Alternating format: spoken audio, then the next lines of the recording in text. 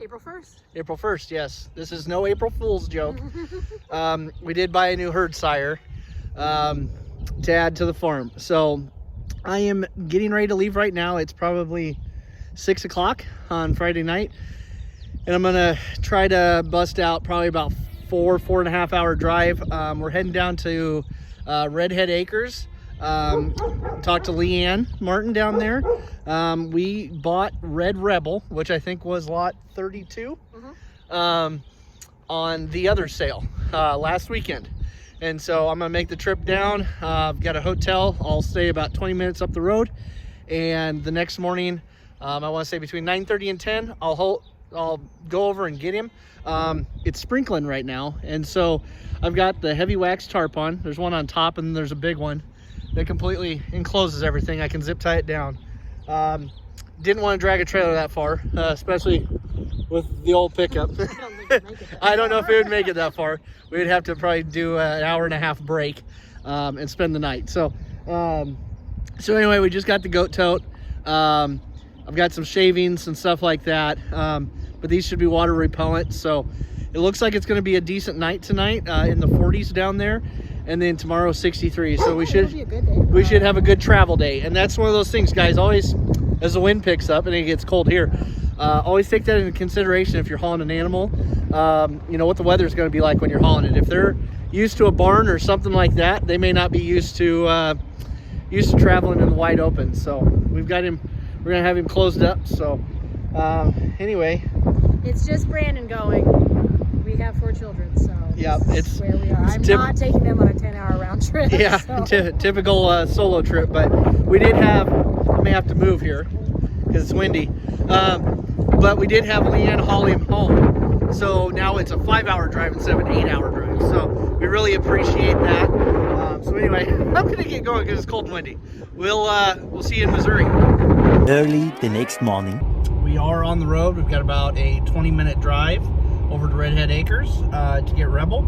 So it's a pretty nice morning. It's already 52 degrees, so you know the tarp will just be extra. So anyway, we'll get over there. Feeling good this morning. Got a good day ahead of us. Fueled up, ready to go. So we'll meet up with LeeAnn and get Rebel and get out of their hair so we don't take up their whole day. So I'll check in with you when we get there. All right, guys. Well, it is just before 9:30, and I have got Rebel in the pickup. LeeAnn had him ready to go to load up, so we got him in the pickup right away. They had to get to an Easter egg hunt, so we didn't stick around too long. But anyway, so a little good conversation, and we'll get Rebel home and get him out and put him in with Brett and give you a look at him.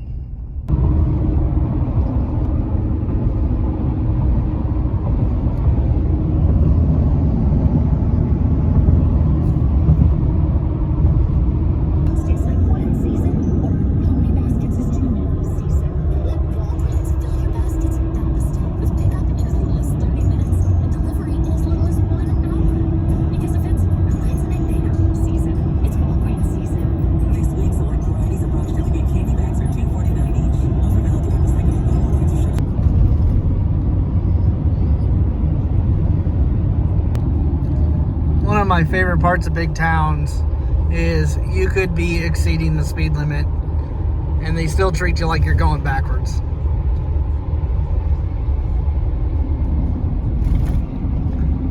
We are heading around to North Kansas City right now, working towards I-29 North, back through northern Missouri, then back up through southwest Iowa, then Nebraska City, and back home.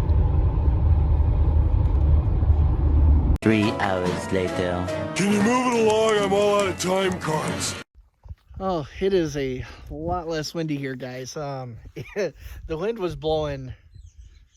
It had been upper 20s to 30 down there by Rocheport, Missouri. Anyway, let's open up our present and see what we got in here. Here comes Shayna running. She's got the keys. Somebody has the pickup backed under the trailer but not hooked up, and I need to move the trailer so I can back this with my ramps up to the gate. You want to come down?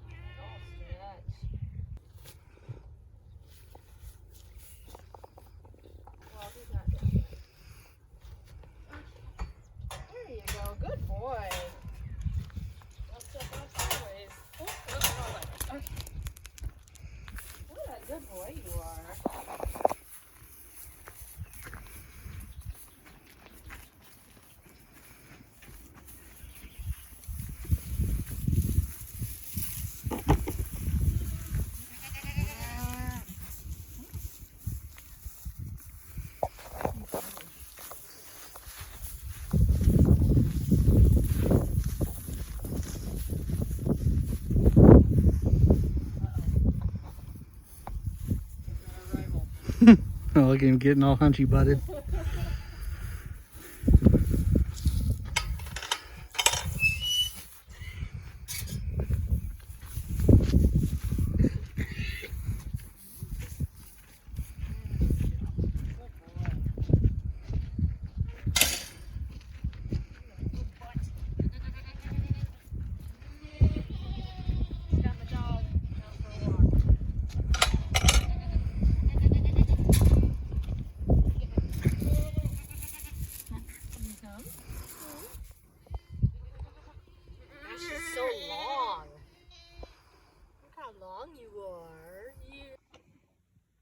Okay guys, well here is a full blood buck registration. As you can see in the top right, he is just a hair over 11 months. So at the end of April here, he will be a year old. He is a full blood. And as you can see, and I didn't ask LeeAnn about this, if she, we have obviously not had an ennobled buck in our program. We haven't been doing it long enough.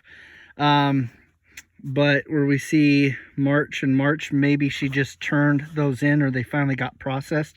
I didn't ask her about that specifically, but if I remember, I know I've got them on Shayna's computer. I'll try to pop up a picture of these two guys. I don't remember if Shayna posted them on our Facebook page or not. For everybody here on YouTube, I'll pop that up so you can see what Rogue and Recon look like as far as those two. And as you can see down here, we've got square power again. So just like we have in Brett, we'll retain some of that style, which for our farm, we do like that big bulky front end. That's just kind of our thing. We personally, even on our does, like them to be a little more rugged in style. Some operations like a little more feminine look. That doesn't mean we don't like a feminine head and neck, but we do like them to carry some heavy meat, if that's the correct term. But anyway, like I said, you can see what the pedigree looks like. The other thing we liked, look at how many in here are from her farm. That basically tells you that this pedigree, she's got her program to the point where she likes what she's got on her farm and what she's been producing, and she's breeding it back. So that's a plus for us. Was that, you know, like any of us, we're probably going to pull an animal from an outside source, bring them into the herd, but that is something that we looked into. Okay guys, well, we got Rebel back. We've got him in our little individual pen with the small shed, which ironically is where I've made a nice little place for one of the barn cats to hide. She likes to sleep in there, so she's been evicted by her own doing. But anyway, we got Rebel in the small shed just to keep him separated for a little bit, let him get settled. I need to get some alfalfa this weekend. We gave him some grass hay, some prairie hay for now. LeeAnn sent me with some feed, which a lot of us do. If you buy an animal, in most cases, we'll give you something if you want it to help with transition. She is feeding Meese feed. With that being said, we'll slowly transition him over to our feed.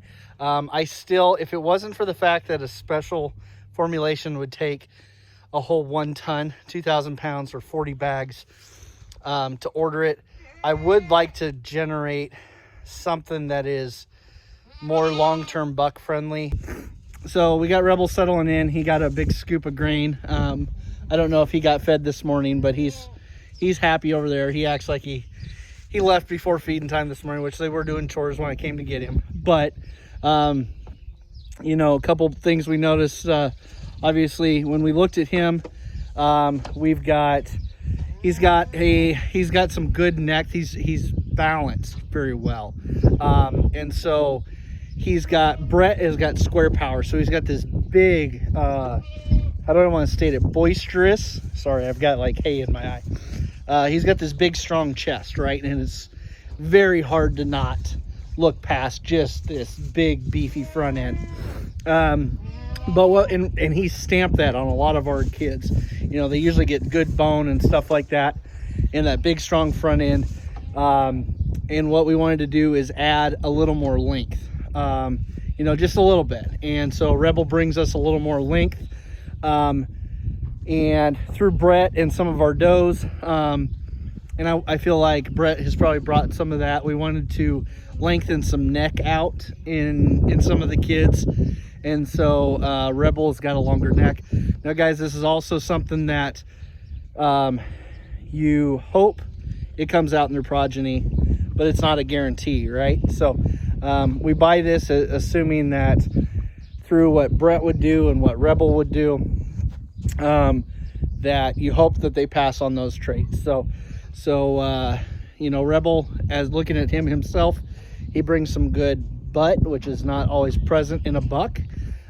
He brings some good length, good flat top, good strong loin, and some extended neck. So he's got a good balance to him. So so that's kind of what we're looking to do. So he'll end up going on, he'll for sure be on Brett's daughters, right? And so some of these yearlings we've got out here, we didn't want to breed them back. So so that's where Rebel comes in specifically, and then we'll kind of see where we go from there.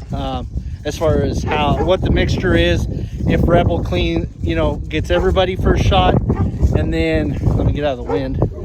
If Rebel gets everybody first shot and then Brett's cleanup, or what the case is, we're in early Spotty. You're stuck. We are in early April, right? April 2nd.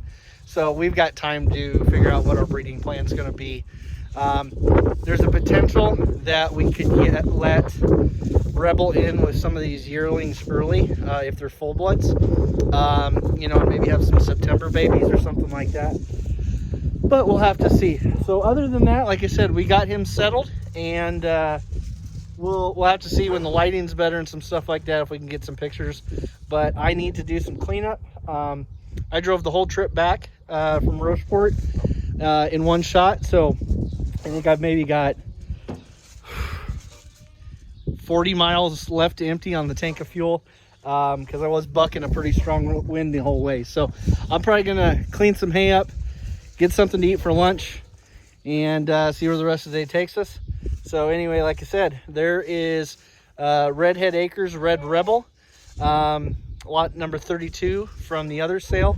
And I do want to note that when we bought Brett from Curtis and Amy D&D down in Oklahoma on the sale, his mother is also from REDHEADACRES. But one thing we did find that we have in common, and if anybody's looking, she said they finally got their first barn camera set up here this last year, because their barn's a few hundred yards away from their house. So she was always having to run out and check during kidding season. And we both have Riverwind supply camera setups. And so if you watch any of our stuff during kidding, we do a screen recording or something. That's the Riverwind supply. It's called Super Live Plus is the app that we watch. So LeeAnn's using the same thing. So if you're looking for something, it's not the cheapest thing in the world, but we can both vouch for it. So anyway, that's where I'm going to leave you guys for now, and we'll check in with you later.